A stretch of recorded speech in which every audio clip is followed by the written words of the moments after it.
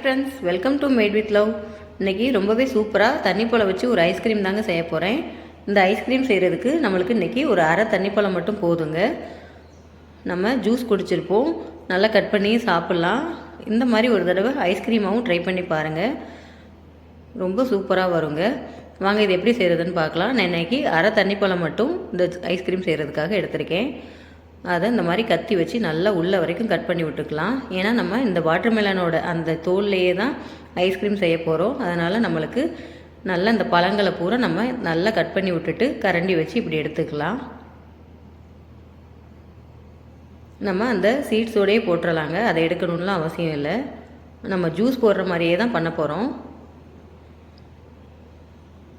நல்லா எல்லாத்தையும் உள்ள வரைக்கும் எடுத்தாச்சு பாருங்கள். நம்ம கட் பண்ணதுனால கொஞ்சம் ஈஸியாகவே எடுக்க வந்துடும். இப்போ நான் எல்லாத்தையும் எடுத்துட்டேங்க. இப்போ நான் இது கூட நான் 2 பொருள் மட்டும்தாங்க மிக்ஸ் பண்ண போகிறேன். ஒன்று ஃப்ரெஷ் க்ரீமு, இன்னொன்று கண்டென்ஸ் மில்க்கு. இப்போ ஃப்ரெஷ் க்ரீம் சேர்த்துக்கலாம்.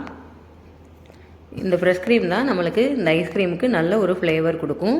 பால் ஐஸ் மாதிரி செம்மையாக இருக்குங்க. நம்ம நிறையாவே சேர்த்துக்கலாம். நான் இன்றைக்கி கொஞ்சம் தான் சேர்த்துருக்கேன்.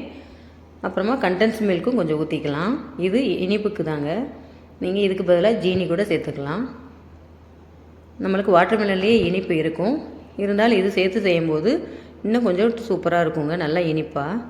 பாருங்கள், நான் இப்போ மிக்சியில் அடித்து எடுத்துகிட்டு வந்துட்டேன். நம்மளுக்கு கலர் பாருங்கள், அழகான ஒரு பிங்க் கலரில் வந்திருக்கு. இப்போ இதை ஃபில்ட்ரு பண்ணி நம்ம இந்த வாட்டர்மெலனோட தோலில் ஊற்றிக்கணும். நீங்கள் ஸ்டீல் ஜல்லடை வச்சுருந்தா கூட ரொம்ப ஈஸியாக இருக்குங்க ஃபில்ட்ரு பண்ணுறதுக்கு. பாருங்கள், இந்த சீட்ஸ் எல்லாம் நல்லா அரைச்சி நம்ம ஃபில்ட்ரு பண்ணியாச்சு. இந்த மாதிரி இருக்குது. இப்போ நம்ம இதை அப்படியே தூக்கி ஃப்ரீசரில் வச்சிடணும். ஒரு 8 மணி நேரம் கழித்து தாங்க எடுக்கணும். 8லேருந்து 10 மணி நேரம் கிட்ட எடுத்தோன்னா நம்மளுக்கு நல்ல ஐஸ்கிரீம் ரெடியாகி இருக்கும். இது கட் பண்ணுறதுக்கு மட்டும் நம்மளுக்கு கஷ்டமாக இருக்குங்க. கொஞ்சம் எடுத்து ஒரு 1/4 மணி நேரத்துலேருந்து 20 நிமிஷம் வரைக்கும் கொஞ்சம் நேரம் வச்சுட்டு கட் பண்ணிங்க, அப்போ தான் ஈஸியாக இருக்கும்.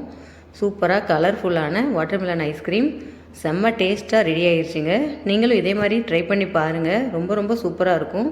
இந்த வீடியோ உங்களுக்கு பிடிச்சிருந்தா மேட் வித் லவ் சேனலை சப்ஸ்கிரைப் பண்ணிக்கோங்க. தேங்க்யூ.